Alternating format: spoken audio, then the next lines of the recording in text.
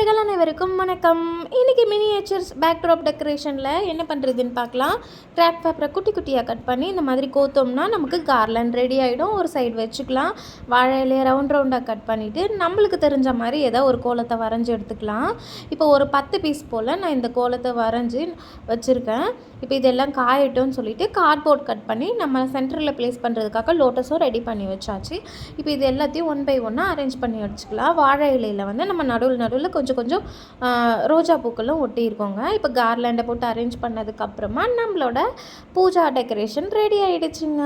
உங்கள் வீட்டில் பூஜைக்கெலாம் நீங்கள் இந்த மாதிரி ரெடி பண்ணிக்கலாம். இல்லை ப்ரொஃபஷ்னலாக வேணும்னா எங்களை காண்டாக்ட் பண்ணலாங்க.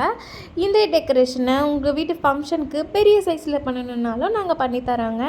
இது நம்ம மினியாக செஞ்சதுனால அங்கங்கே கேப் தெரியும். எந்த ஒரு குறையும் இல்லாமல் எங்களோட டெக்கரேஷன் எல்லாமே சூப்பராக இருக்குங்க. பிடிச்சிருந்தா என்னோட சேனலை சப்ஸ்கிரைப் பண்ணிக்கோங்க. நன்றிங்க.